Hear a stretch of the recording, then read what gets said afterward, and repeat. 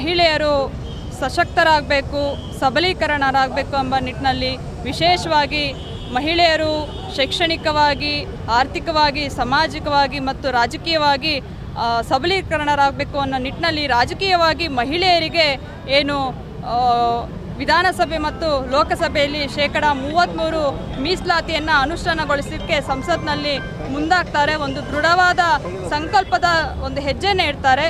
ಆದರೆ ಕಾಂಗ್ರೆಸ್ ಮತ್ತು ಅದರ ಮಿತ್ರ ಪಕ್ಷಗಳೇನಿದೆ ಇದನ್ನು ಸೋಲಿಸ್ತಾರೆ. ಇದು ನಿಜಕ್ಕೂ ಒಂದು ಮೀಸಲಾತಿಯ ಒಂದು ಮಸೂದೆಯ ಸೋಲಲ್ಲ, ಇದು ಇಡೀ ದೇಶದ ಒಂದು ಮಹಿಳೆಯರ ಸೋಲು ಅಂತ ನಾನು ಈ ಸಂದರ್ಭದಲ್ಲಿ ಹೇಳ್ತೇನೆ.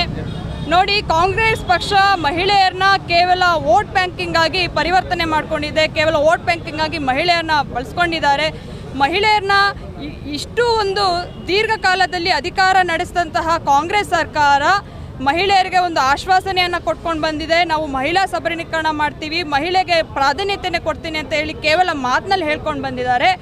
ಆದರೆ ಮಹಿಳೆಗೆ ರಾಜಕೀಯವಾಗಿ ಒಂದು ಸಬಲೀಕರಣರಾಗಬೇಕು, ಅವರು ಕೂಡ ರಾಜಕೀಯದಲ್ಲಿ ಒಂದು ದೇಶದ ಅಭಿವೃದ್ಧಿಯತ್ತ ಒಂದು ಸಮಗ್ರ ಹೆಜ್ಜೆಯನ್ನು ಇಡಬೇಕು ಅಂತ ಹೇಳಿ ಪ್ರಧಾನಮಂತ್ರಿಗಳು ಮಹಿಳೆಯರಿಗೋಸ್ಕರ ಈ ಒಂದು 33% ಮೀಸಲಾತಿಯನ್ನು ತರ್ತಾರೆ. ಅದನ್ನು ಈ ಒಂದು ಕಾಂಗ್ರೆಸ್ ಏನಿದೆ ಒಕ್ಕೂಟದ ಪಕ್ಷ ಇದನ್ನು ಸೋಲಿಸ್ತಾರೆ.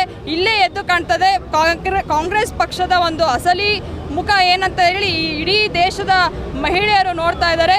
ಮುಂದಿನ ದಿನಗಳಲ್ಲಿ ಕಾಂಗ್ರೆಸ್ ಪಕ್ಷಕ್ಕೆ ನಮ್ಮ ದೇಶದ ಮಹಿಳೆಯರು ತಕ್ಕ ಪಾಠವನ್ನು ಕಲಿಸ್ತಾರೆ ಅಂತ ನಾನು ಈ ಸಂದರ್ಭದಲ್ಲಿ ಹೇಳಕ್ಕೆ ಇಷ್ಟಪಡ್ತೇನೆ. ಆದರೆ ಮುಂದಿನ ದಿನಗಳಲ್ಲಿ ನಮ್ಮ ಹೋರಾಟದೊಂದಿಗೆ ಭಾರತೀಯ ಜನತಾ ಪಾರ್ಟಿಯ ನಮ್ಮ ಹೆಮ್ಮೆಯ ಪ್ರಧಾನಮಂತ್ರಿಗಳೇನಿದ್ದಾರೆ ನರೇಂದ್ರ ಮೋದಿಜಿಯವರು ಈ ಮಸೂದೆಯನ್ನು ಜಾರಿಗೊಳಿಸ್ತಾರೆ ಅನ್ನೋ ಒಂದು ವಿಶ್ವಾಸ ನಮ್ಮೆಲ್ಲ ಮಹಿಳೆಯರಿಗಿದೆ ಅಂತ ನಾನು ಹೇಳಕ್ಕೆ ಬಯಸ್ತೇನೆ. ಮೀಸಲಾತಿ ವಿಚಾರದಲ್ಲಿ ಮಹಿಳಾ ಮೀಸಲಾತಿ ಮಸೂದೆ ಏನಿತ್ತು 2026 ಇದನ್ನು ಒಂದು ಫೇಲ್ ಮಾಡೋದ್ರ ಮುಖಾಂತರ ಕಾಂಗ್ರೆಸ್ ಮತ್ತು ಮಿತ್ರ ಪಕ್ಷಗಳ ಅವರ ನಿಜವಾದ ಮನಸ್ಥಿತಿ ಏನಿದೆ ಅನ್ನೋದನ್ನ ಇವತ್ತು ಅನಾವರಣ ಮಾಡಿದ್ದಾರೆ. ಇವತ್ತು ಸಿದ್ದರಾಮಯ್ಯನವರೇ ಆಗಿರಲಿ, ಕರ್ನಾಟಕದಲ್ಲಿ ಡಿ ಕೆ ಶಿವಕುಮಾರ್ ಅವರೇ ಆಗಿರಲಿ, ಡಿಲಿಮಿಟೇಷನ್ ವಿಚಾರನ ಮಾತಾಡ್ತಾರೆ. ಯಾಕೆಂದರೆ 1971ರಲ್ಲಿ 543 ಸೀಟು ಅಂತೇಳಿ ಒಂದು ಡಿಲಿಮಿಟೇಷನ್ನು ಒಂದಾಗಿತ್ತು. ಆವಾಗ ಜನಸಂಖ್ಯೆ ಇದ್ದದ್ದು 55 ಕೋಟಿ, ಇವತ್ತು 140 ಕೋಟಿ ಜನಸಂಖ್ಯೆ ಇದೆ. ಆದರೂ ಕೂಡ ಡಿಲಿಮಿಟೇಷನ್ನ ವಿರೋಧ ಮಾಡ್ತಿರ್ತಕ್ಕಂಥದ್ದು, ಡಿಲಿಮಿಟೇಷನ್ ಹೆಸರಿನಲ್ಲಿ ಮಹಿಳಾ ಬಿಲ್ ಏನಿದೆ ಅದನ್ನು ವಿರೋಧ ಮಾಡ್ತಿರ್ತಕ್ಕಂಥದ್ದು ಕಾಂಗ್ರೆಸ್ನ ನಡೆ ಏನಿದೆ, ಅದರ ನರಿಮುಖ ಏನಿದೆ, ಅದರ ಅನಾವರಣ ಆಗಿದೆ.